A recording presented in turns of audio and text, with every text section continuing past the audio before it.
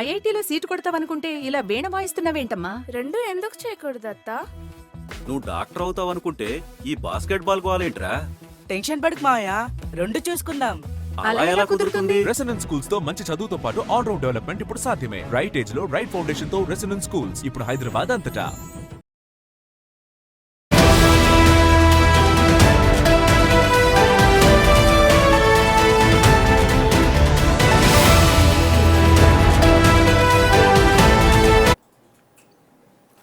Welcome to big TV digital exclusive live.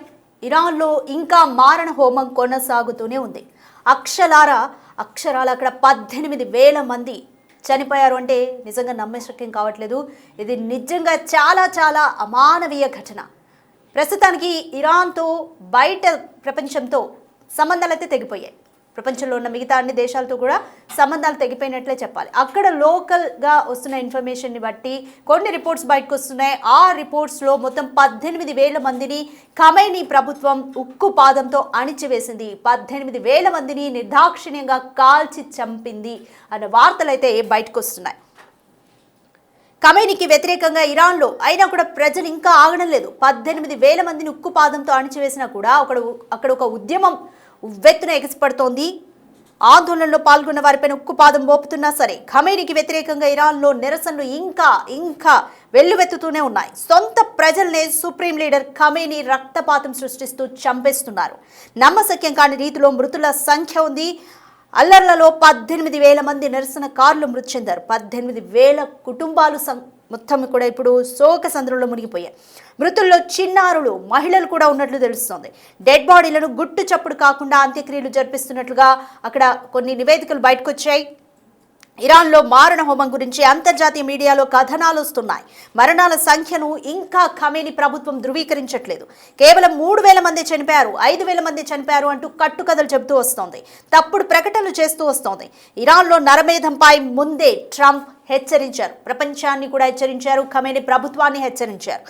అయినా అలాంటిది ఏమీ లేదంటూ ఇరాన్ సన్నాయి నొక్కులు నొక్కుతూ వస్తోంది.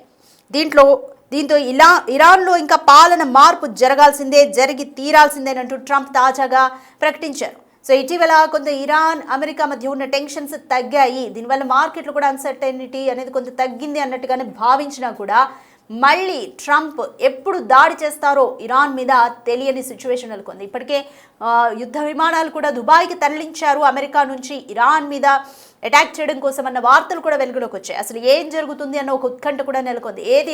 ఏమైనప్పటికీ కూడా ఇరాన్లో జరుగుతున్న దాన్ని ప్రపంచం అంతా కలిసి ప్రశ్నించాల్సిన సమయం ఇది.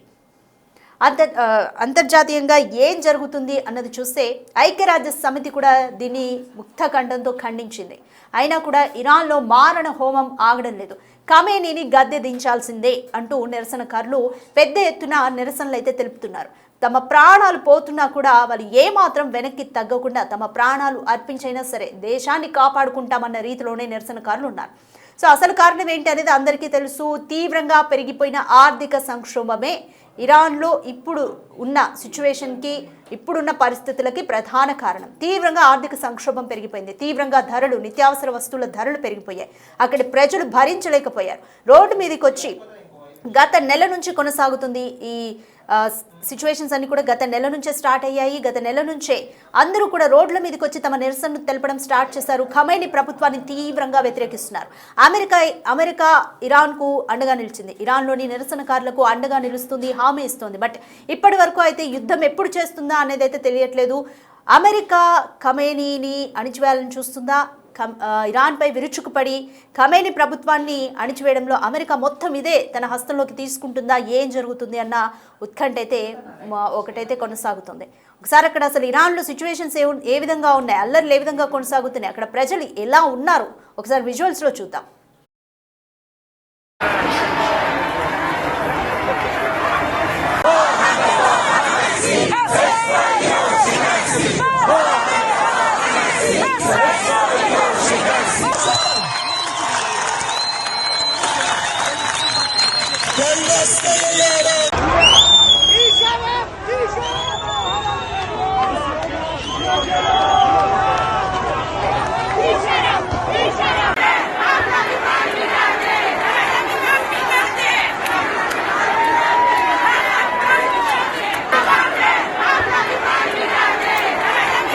ఖమేనీకి వ్యతిరేకంగా ఇరాన్లో అయితే నిరసనలు వెల్లువెత్తుతూనే ఉన్నాయి. ఈ అల్లర్లలో 18,000 మంది నిరసనకారులు మృతి చెందినట్లుగా అయితే అక్కడ నుంచి వస్తున్న వార్తా కథనాల ప్రకారం అంతర్జాతీయ మీడియాలో కూడా కొన్ని కథనాల ప్రకారం అయితే తెలుస్తుంది. నిజంగా అక్కడ 18,000 మంది చనిపోతే సీక్రెట్ గా అందరినీ కూడా ఖననం చేస్తున్నారు అన్న వార్తలు కూడా బయటకు వస్తున్నాయి. బట్ ఇరాన్ ప్రభుత్వం మాత్రం, ఖమేనీ ప్రభుత్వం మాత్రం దీన్ని ఎక్కడ ధృవీకరించట్లేదు. కేవలం 3,000 మంది చనిపోయారు, 5,000 మంది చనిపోయారు అంటూ కట్టుకథలు చెప్తూ వస్తుంది.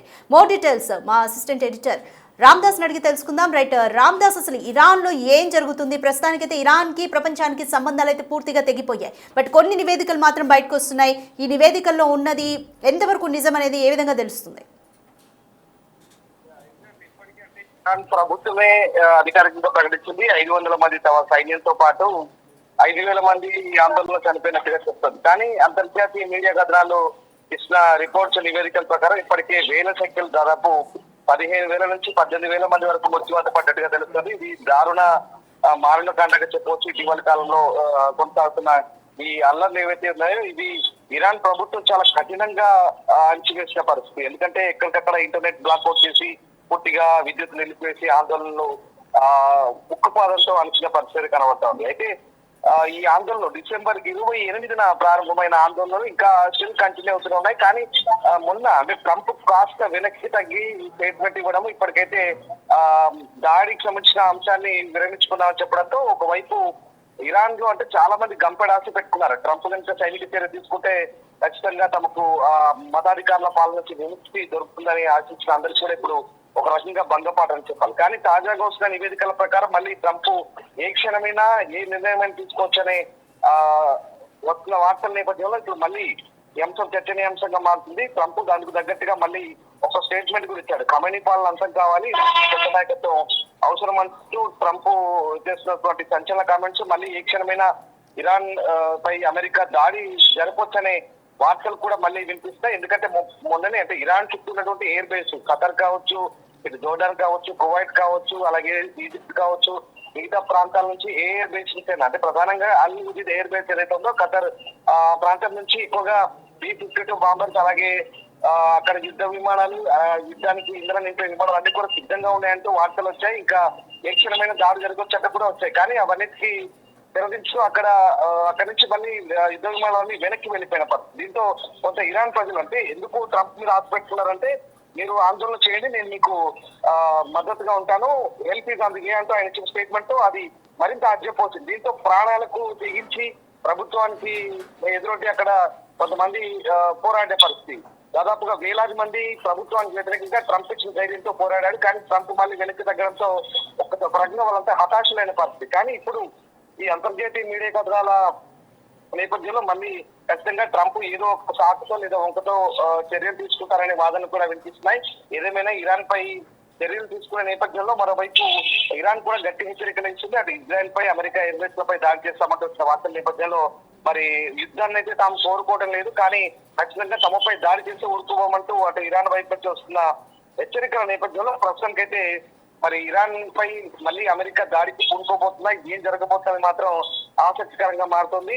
అటు ఖమేనీ మాత్రం అంటే ఇరాన్ లీడర్, ఆ సూపర్ లీడర్ ఏం చెప్తారు, ఎల్లల వెనుక అమెరికా కుట్ర ఉంది, ట్రంప్ ఒక నేరస్తుడంటూ తిరుగు దాడి చేసే పరిస్థితి కనబడుతోంది. కానీ మొత్తం మీద ఖమేనీని ఒక అనారోగ్యకరమైన వ్యక్తి, విషయపూరితమైన వ్యక్తిగా ట్రంప్ అభివర్ణించిన నేపథ్యంలో మరి ఇప్పుడు ఇది ఏం జరగబోతుంది? మొత్తం మీద అయితే మిడిల్ ఈస్ట్ లో ఈ దశాబ్దాలుగా పాతుకుపోయిన ఇస్లామిక్ రిపబ్లిక్ పునాదులు అయితే కదిలే అవకాశం కనిపిస్తుంది.